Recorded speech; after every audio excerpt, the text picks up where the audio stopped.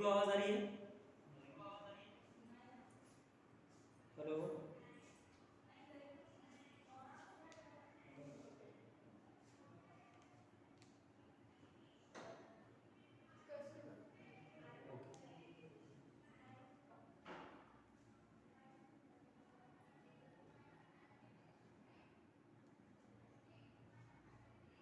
चलिए सभी को मेरा प्रणाम।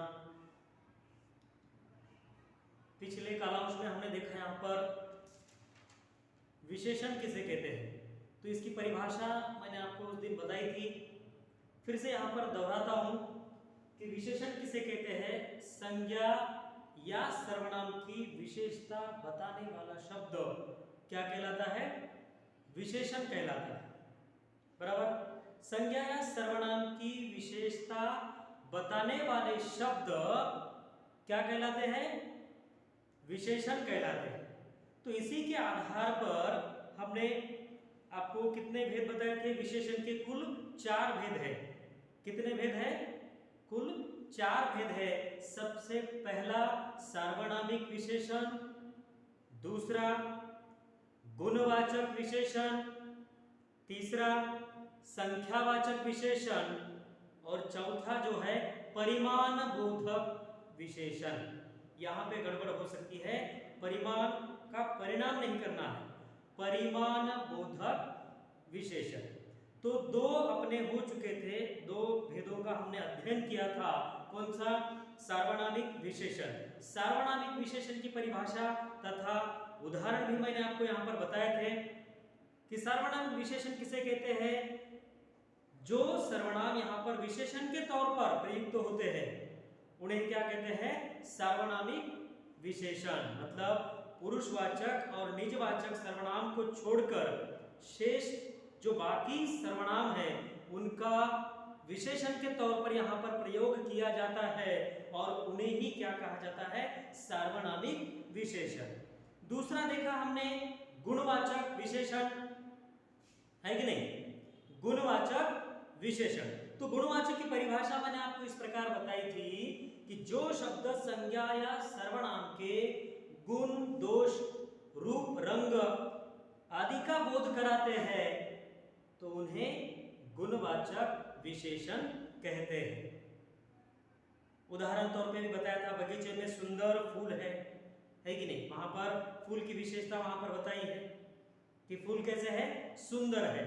तो आज यहां पर हम विशेषण का तीसरा भेद देखेंगे जिसका शीर्षक है संख्यावाचक विशेषण। संख्यावाचक विशेषण।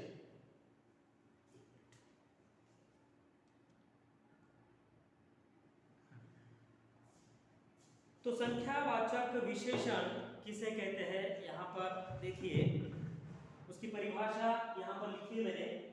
परिभाषा अब ये देखिए, संख्यावाचक विशेषण शब्द को भी अगर हम ध्यान से पढ़ते हैं तो हमें एक बोध होता है कि यहाँ पर संख्या का बोध होता है कि नहीं? संख्या का बोध होता है। तो परिभाषा इस प्रकार, जो शब्द संज्ञा या सर्वनाम की संख्या का बोध कराते हैं उन्हें संख्यावाचक विशेषण कहते हैं। परिभाषा एकदम आसान है। देखिए, जो शब्द संज्ञा या सर्वनाम की संख्या का बोध कराते हैं उन्हें संख्यावाचक विशेषण कहते हैं। जैसे 4 दिन। अब 4 दिन यहाँ पर 4 यानी गिनती का एक अंक है, बराबर है? 4 दिन संख्या का बोध होता है। कुछ लोग, अब यहाँ पर अनिश्चित, यहाँ पर संख्या तो निश्चित तौर पर नहीं है लेकिन 2 हो सकते हैं, 4 हो सकते हैं, तो उसके लिए एक शब्द है कुछ। तो ये हम इसके अंतर्गत जो उपभेद है या इसके जो 2 भेद है वो भी हम देखने वाले हैं, एक निश्चित और दूसरा अनिश्चित संख्यावाचक विशेषण। सबसे पहले हम इसके बारे में चर्चा करेंगे। आगे देखिए, सब खिलाड़ी। यहाँ पर भी खिलाड़ी कितने हैं यहाँ पर परफेक्ट या परिपूर्ण रूप से हमें पता नहीं चलता है। सब शब्द का उच्चारण करने के बाद पता चलता है क्या? नहीं पता चलता है। सब खिलाड़ी आदि प्रकार के यहाँ पर हम उदाहरण बता सकते हैं। उदाहरण तौर पर देखिए, रोहन के पास 4 आम है। रोहन के पास 4 आम है। अब ये 4 ये जो शब्द है हमें संख्या का बोध करा रहा है। संख्या हमें समझ में आ रही है कि रोहन के पास कितने आम हैं? 4 आम हैं, बराबर है। तो ये यहाँ पर ये जो 4 शब्द है संख्या दर्शाता है, संख्या दर्शक है। तो इसीलिए यह उदाहरण संख्यावाचक विशेषण के अंतर्गत आएगा। ठीक है, क्योंकि यहाँ पर स्पष्ट हमें समझ में आ रहा है, हमारे सामने प्रश्न चिन्ह निर्माण होता ही नहीं, होगा क्या? स्पष्टता से बताया है कि रोहन के पास 4 आम है। इससे संख्या समझ में आ रही है, संख्यावाचक विशेषण का उदाहरण है। दूसरा, कुछ लोग उधर खड़े हैं। अब ये कुछ शब्द से हमें निश्चित संख्या का बोध नहीं हो रहा है। निश्चित संख्या का बोध हो रहा है क्या? बताइए। नहीं हो रहा है, क्योंकि कुछ लोग इसमें हो सकता है वहां पर 2 लोग खड़े हो सकता है वहां पर 5 या 10 15 कितने भी हो सकते हैं। तो कुछ शब्द अनिश्चितता का बोध कराता है, तो यह संख्यावाचक विशेषण का ही उदाहरण है, लेकिन यह उदाहरण जाएगा अनिश्चित संख्यावाचक विशेषण। समझ में आ रहा है? तीसरा उदाहरण देखिए, सब खिलाड़ी मैदान में उतर गए। अब यह शब्द से हमें निश्चित संख्या का बोध नहीं होता है। हो रहा है क्या? अब सब खिलाड़ी, इसमें कितने हैं पता नहीं, 10 हो सकते हैं, 11 हो सकते हैं, 6 7 कितने भी हो सकते हैं, इसका मतलब निश्चित संख्या का बोध नहीं होता। तो ये संख्यावाचक विशेषण का ही उदाहरण है, लेकिन अनिश्चित में जाएगा। ठीक है, तो इस प्रकार यह संख्यावाचक विशेषण हम समझ सकते हैं। परिभाषा इस प्रकार हमें बता रही थी कि जो शब्द संज्ञा या सर्वनाम की, ये इसमें शब्द महत्वपूर्ण है, संख्या का बोध कराते हैं, बराबर। जो संख्या का बोध कराते हैं उन्हें संख्यावाचक विशेषण कहते हैं। जैसे 4 दिन, कुछ लोग, सब खिलाड़ी। ठीक है, समझ में आया? अब यहां पर देखिए, इसी के आधार पर जो उदाहरण हमने देखे हैं, इसी के आधार पर संख्यावाचक विशेषण के 2 भेद होते हैं। कितने? 2 भेद होते हैं, और वो कौन कौन से? एक है निश्चित संख्यावाचक विशेषण और दूसरा है अनिश्चित संख्यावाचक विशेषण। ठीक है, अभी हम इसके भेद देखेंगे। पहला निश्चित संख्यावाचक विशेषण और दूसरा अनिश्चित संख्यावाचक विशेषण। संख्यावाचक विशेषण के भेद, यह हम इस प्रकार बता सकते हैं। एक है निश्चित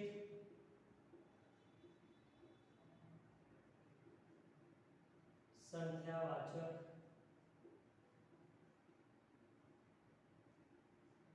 विशेषण, हम शॉर्ट में, ठीक है, निश्चित संख्यावाचक विशेषण। और दूसरा कौन सा है? अनिश्चित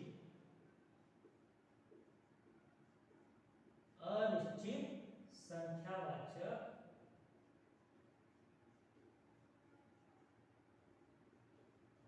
विशेषण।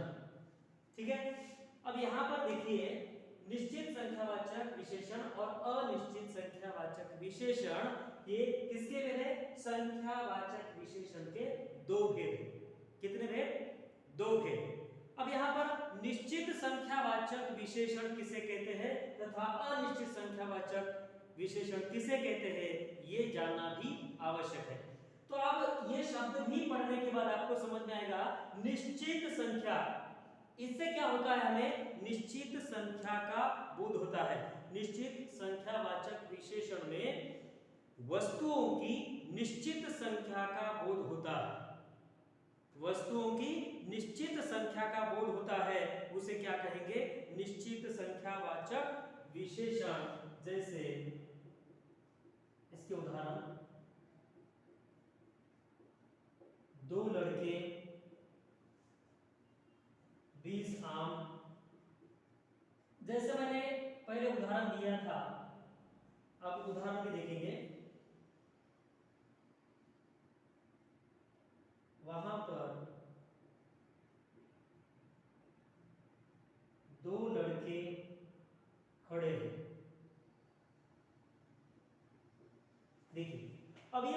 से भी हमें समझ में आता निश्चित संख्या का बोध हो रहा है कि वहां पर कितने लड़के खड़े हैं,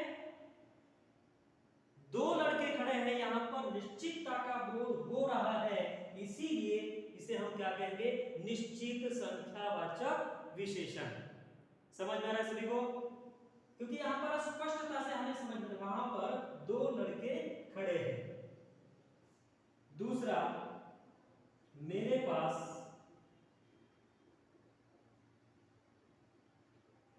20 आम है। अब यहां पर भी देखिए 20 संख्या का बोध हो रहा है, मेरे पास कितने आम है, 20 आम है, तो यह भी उदाहरण किसमें, किसका है, निश्चित संख्यावाचक विशेषण का उदाहरण है। समझ में आ रहा है सभी को?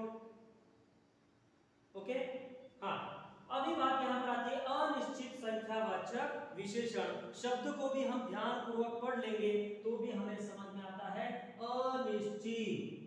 निश्चित में क्या था, एक निश्चित संख्या का बोध हो रहा था, लेकिन यहाँ पर अनिश्चित। तो इसकी परिभाषा किस प्रकार, इससे अनिश्चित संख्या का बोध होता है, उन्हें क्या कहेंगे, अनिश्चित संख्यावाचक विशेषण। इससे निश्चित वस्तुओं की संख्या का बोध नहीं होता है, अर्थात वे अनिश्चित है। तो अनिश्चित किस प्रकार आएंगे, जैसे उदाहरण,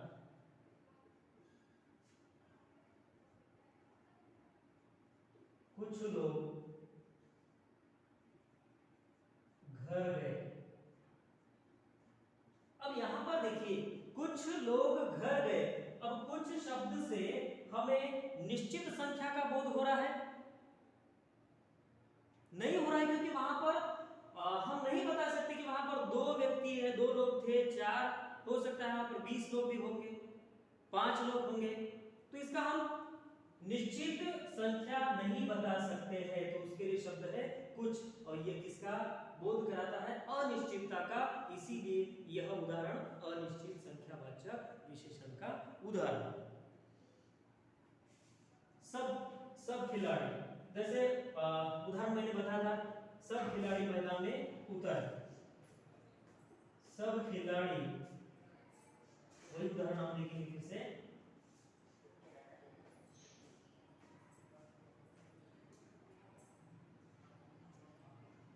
सब खिलाड़ी मैदान में उतर।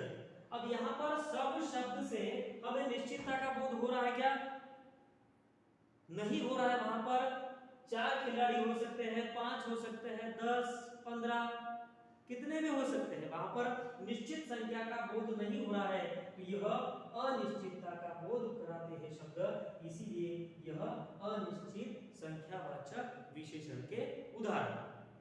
समझ में आया? तो अभी प्रयोग के अनुसार निश्चित संख्यावाचक विशेषण के कुछ उसमें 5 भेद किए जाते हैं। तो ये इतना डीप में तो नहीं, लेकिन आपके नॉलेज के लिए यहां पर मैं बता रहा हूं, निश्चित संख्यावाचक विशेषण के 5 उपभेद हैं। उसमें कौन कौन से, देखिए ये बेटा देंगे हम, तो ये समझ में आया, निश्चित, अनिश्चित,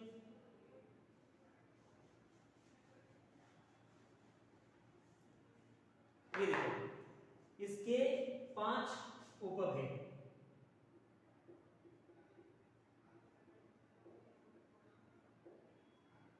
किसके, निश्चित संख्यावाचक विशेषण के। उसमें है गणनावाचक, गणनावाचक, गणनावाचक विशेषण। अब गणना शब्द से ही हमें थोड़ा ध्यानपूर्वक अगर देखेंगे, गणना यानी गिनती, गणना यानी क्या है, गिनती है। जैसे हम गिनती करते हैं कि नहीं, 1 2 3 4 5 6 7 ऐसा अनंत तक, तो यही क्या कहेंगे, गणनावाचक विशेषण। जैसे 1 2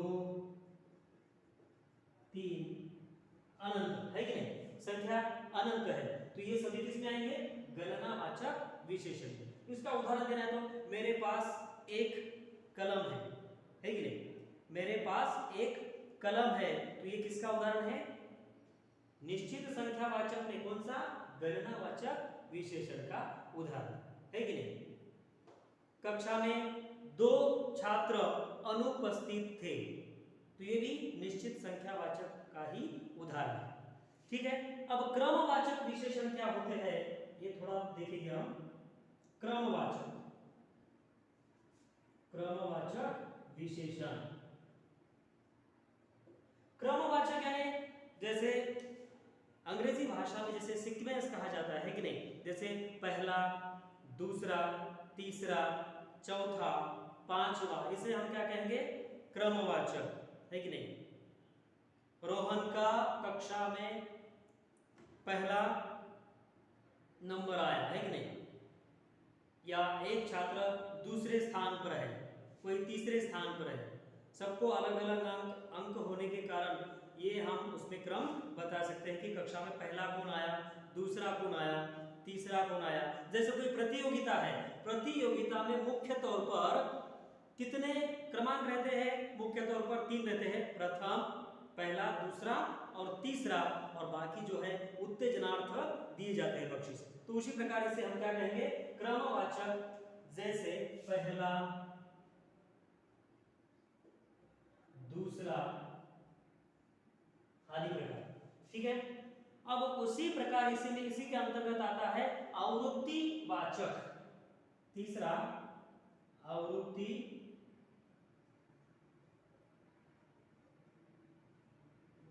आवृत्तिवाचक विशेषण। आवृत्तिवाचक विशेषण में देखिए, एक ही बात अगर उसी प्रकार दूसरी बात अगर हो रही है, जैसे 10%, 10% और फिर से 10%, तो वो क्या होगा, हम दुगना हो गए, बराबर है, उसी से दुगना, उसी से डबल हो गया, दुगुना, तिगुना, चौगुना, तो ये किसमें आएगा, आवृत्तिवाचक विशेषण के अंतर्गत आएगा। दुगुना, तिगुना आदि प्रकार। ठीक है, उसी के बाद है चौथा, देखिए समुदायवाचक। अब समुदाय शब्द से ही हमें समझ में आता है कि इसमें क्या है, समुदाय का बोध कराते हैं। समुदायवाचक, जैसे एक से अगर ज्यादा वहां पर संख्या है, दोनों,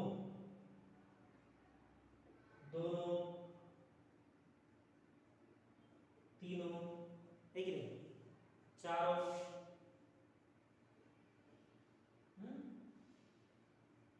आदि। ठीक है, तो ये समुदाय शब्द से ही हमें समझ में आता है कि वहां पर एक से ज्यादा है, समुदाय हो सकता है। दोनों विद्यार्थियों को बुलाया है, तुम तीनों को अध्यापक ने बुलाया है, उदाहरण तौर पे तुम तीनों को अध्यापक ने बुलाया है। ठीक है, उसी प्रकार चारों, इस समूह के लिए शब्द हम इस प्रकार यूज कर सकते, दोनों, तीनों, चारों।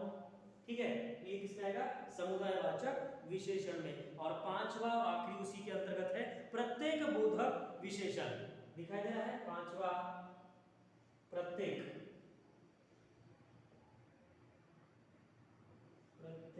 बोधक विशेषण, प्रत्येक बोधक विशेषण। अब प्रत्येक बोधक विशेषण के अंतर्गत क्या आएगा, जैसे प्रत्येक, हर एक, दो दो, डेढ़ डेढ़ आदि प्रकार के। प्रत्येक विद्यार्थी ने पढ़ाई करनी चाहिए, या हर एक छात्र ने नियमित अभ्यास करना चाहिए, ये उदाहरण हम प्रत्येक बोधक विशेषण के अंतर्गत दे सकते हैं। प्रत्येक, हर एक, प्रत्येक या हर एक। ठीक है, तो यह निश्चित संख्यावाचक विशेषण के अंतर्गत 5 उपभेद है।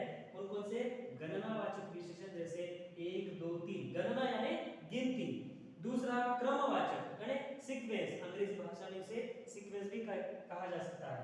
क्रमवाचक जैसे पहला, दूसरा, जैसे अपने कक्षा के अंतर्गत बेंच है, पहले बेंच के ऊपर पहला बेंच, दूसरा बेंच, है कि नहीं, उसी प्रकार। आवृत्तिवाचक, आवृत्ति में क्या है, दुगुना, तिगुना, वही बात अगर फिर से रिपीट दोहराई जा रही है तो हम उसे आवृत्तिवाचक कह सकते हैं। समुदायवाचक, एक से ज्यादा अगर वहां पर लोग खड़े हैं या समूह है तो हम उन्हें इस प्रकार के शब्दों से जान सकते हैं, दोनों, तीनों, चारों। तो ये सभी शब्द समुदायवाचक विशेषण के अंतर्गत आते हैं। उसी प्रकार पांचवा प्रत्येक बोधक विशेषण, प्रत्येक, हर एक, यह किसके उदाहरण है? प्रत्येक बोधक विशेषण के उदाहरण। यहां तक सभी को समझ में आया? गणना के अंतर्गत भी अभी वो बहुत डीप में जाएंगे हम। गणना के अंतर्गत दो है उपभेद, पूर्णांक बोधक और अपूर्णांक। पूर्णांक यानी जैसे पूर्णांक संख्या होती है, गणित में आपने अभ्यास किया होगा, कंप्लीट फिगर है कि नहीं? जैसे 1, 10, 20, 1000, लाख, 10 लाख, ये क्या है? पूर्णांक बोधक है। और अपूर्णांक बोधक किसे कहेंगे? पाव। पाव यानी 25%, 25%, उसे क्या कहेंगे हम? पाव कहेंगे। आधा यानी 50%, आधा 50%। पौन 75%, 75%। और सवा यानी 125% या 125%, सवा। इस प्रकार यह आएंगे अपूर्णांक बोधक में। अभी यहाँ पर विशेषण का जो मुख्य भेद है, आखिरी चौथा भेद, परिमाण बोधक विशेषण का यहाँ पर अभी हम अध्ययन करेंगे। किसका? परिमाण बोधक विशेषण। ये सभी को समझ में आया? चौथा भेद यहाँ पर देखेंगे, परिमाण बोधक विशेषण।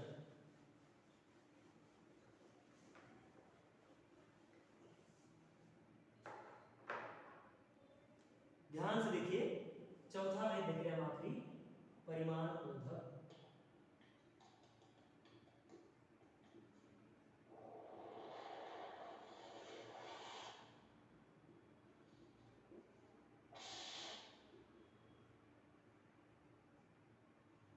परिमाण बोधक विशेषण। अब यहाँ पर इसे थोड़ा ध्यानपूर्वक पढ़ लेंगे। परिमाण, परिमाण यानी किसका बोध कराता है? देखिए उसकी परिभाषा मैं आपको बता रहा हूं। जो शब्द संज्ञा या सर्वनाम की मात्रा या नाप तौल का बोध कराते हैं उन्हें परिमाण बोधक विशेषण कहते हैं। यानी जो शब्द संज्ञा या सर्वनाम की मात्रा, मात्रा यानी नापतोल, है कि नहीं? नापने का साधन या मात्रा का साधन, नापतोल का बोध कराते हैं, उन्हें हम क्या कहेंगे? परिमाण बोधक विशेषण कहेंगे। उदाहरण तौर पे यहाँ पर जैसे आधा लीटर दूध,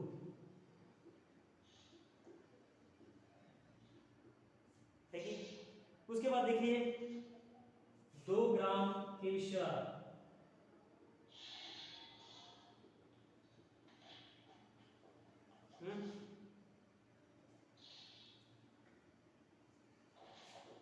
2 मीटर कपड़ा,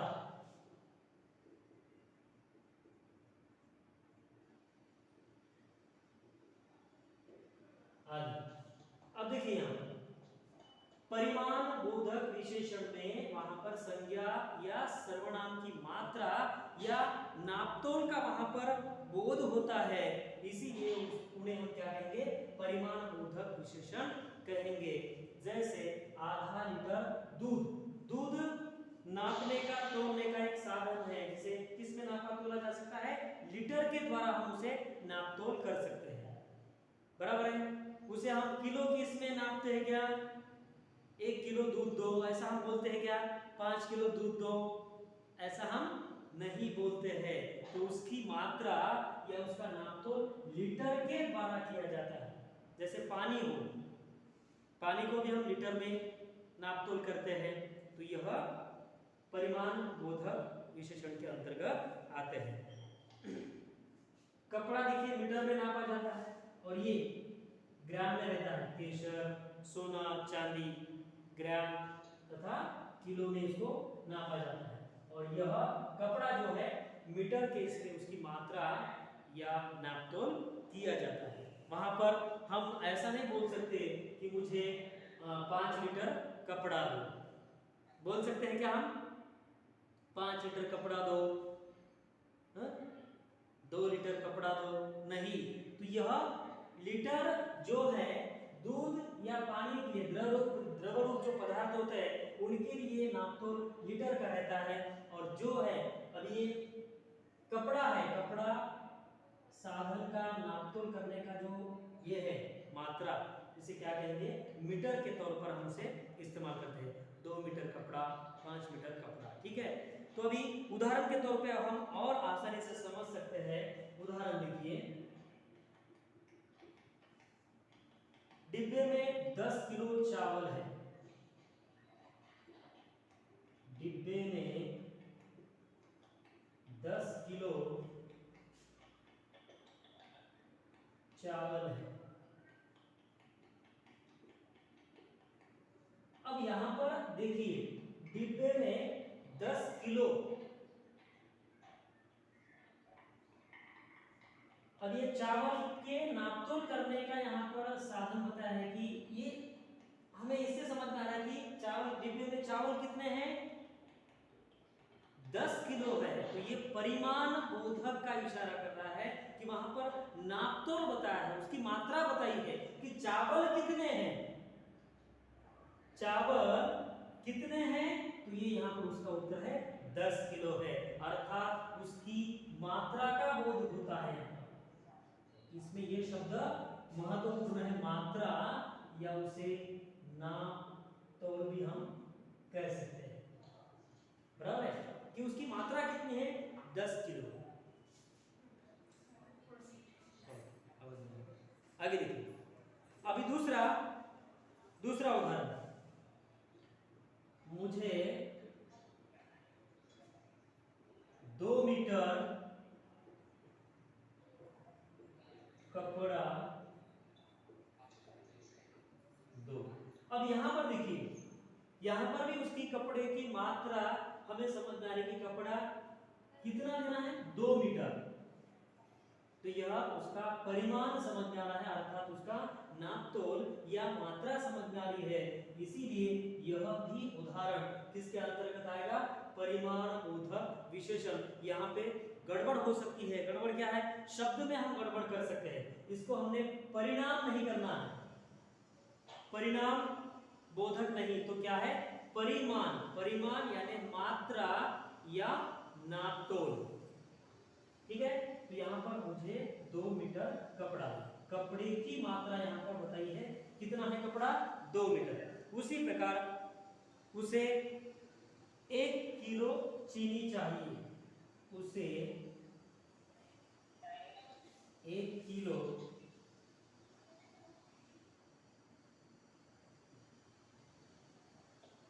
चीनी चाहिए। अब इसी उदाहरण में भी देखिए, उसे 1 किलो चीनी, चीनी में हम किलोग्राम में यहाँ पर नापतोल करते हैं उसका, चीनी अर्थात शक्कर, है कि नहीं। तो यहाँ उसे चीनी कितनी चाहिए, 1 किलो, ठीक है। तो उसी चीनी की मात्रा का बोध हमें इस 1 किलो शब्द से हमें पता चलता है। इसीलिए यह भी उदाहरण परिमाण बोधक विशेषण के अंतर्गत आएगा। समझ में आ रहा है सभी को। और उदाहरण देखेंगे हम, चौथा,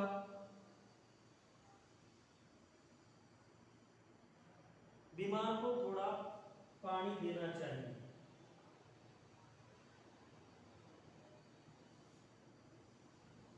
बीमार को थोड़ा पानी देना चाहिए।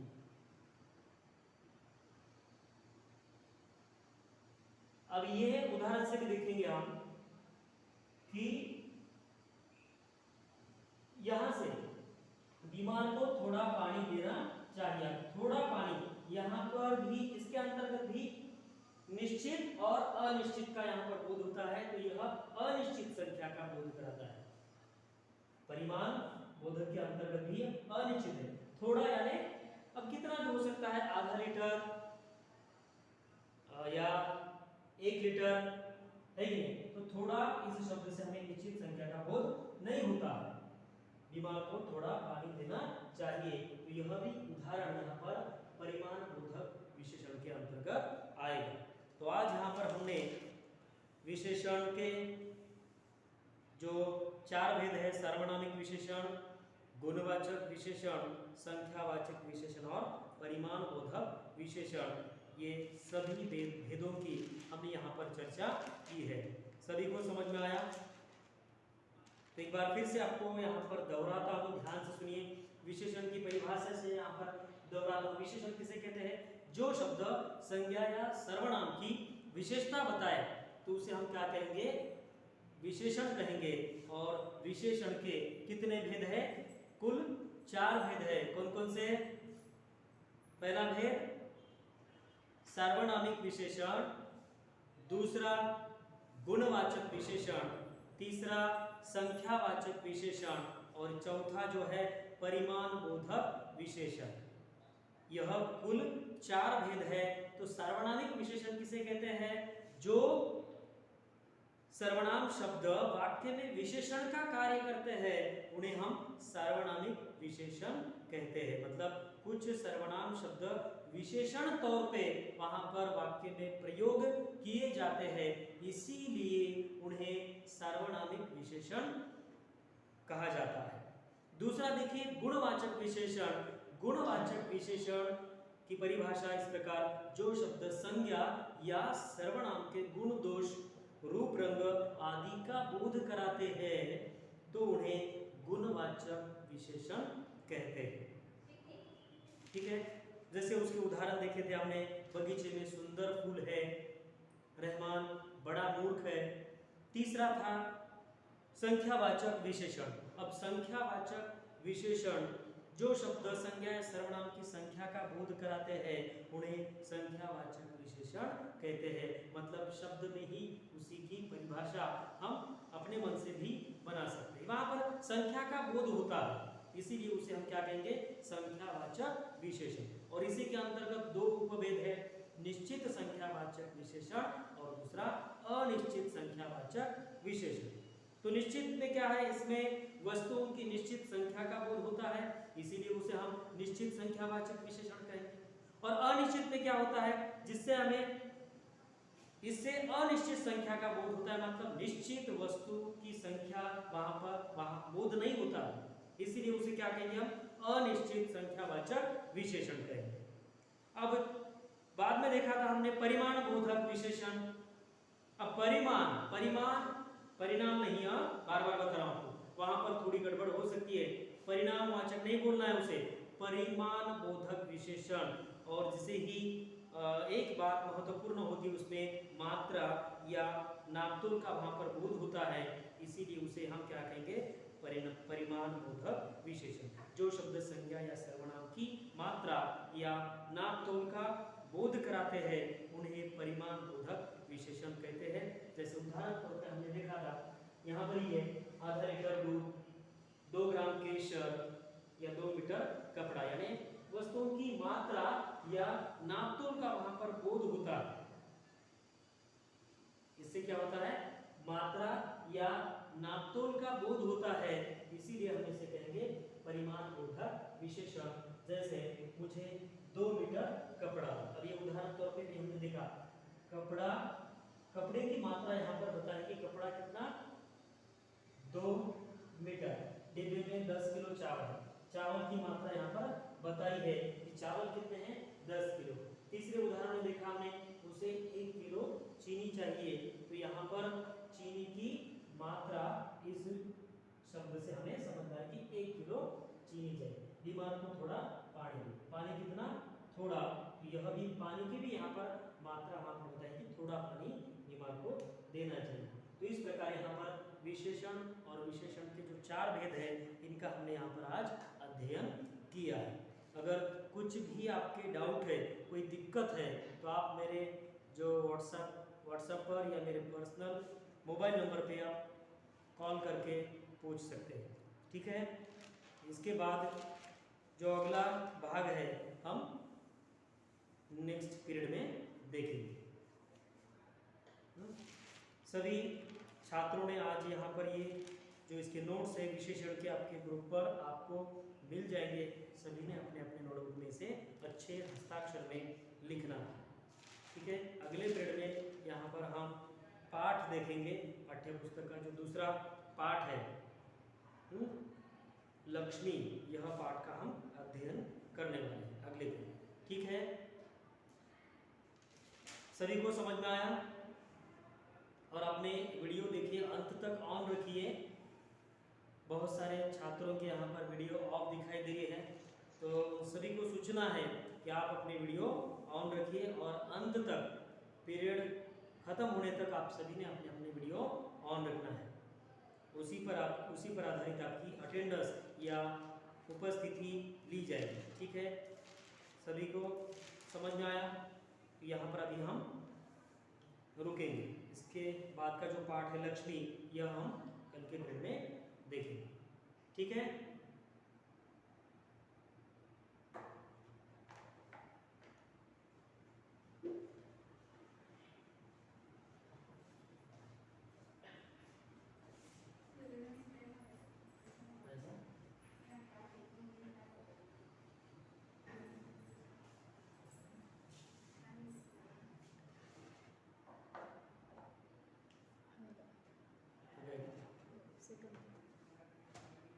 चलो कुछ टाइम बाकी है तो हम यहाँ पर लक्ष्मी पाठ की प्रस्तावना देखेंगे। लक्ष्मी पाठ में क्या है, जो लक्ष्मी पाठ का यहाँ पर हम अध्ययन नेक्स्ट पीरियड में करने वाले हैं, तो एक थोड़ी सी जानकारी उस पाठ में हम क्या देखने वाले हैं ये यहाँ पर आपको बता रहा हूँ कि प्रस्तुत जो एक कहानी है, जिस कहानी के लेखक गुरुबचन सिंह है, उस प्रस्तुत संवादात्मक कहानी में कहानीकार ने अपने मित्र को दिए गए वचन के प्रति जिम्मेदारी तथा प्राणी मात्र के प्रति दया की भावना व्यक्त करते हुए पशु प्रेम को यहाँ पर दर्शाया है। लेखक का कहना है कि पशु, ये जो बेजुबान जानवर होते हैं, वो अनुपयोगी हो जाने पर भी उन सभी प्राणियों का पालन पोषण करने की जिम्मेदारी अपनी होती है और वो हम सबने करनी चाहिए। ठीक है, यहाँ पर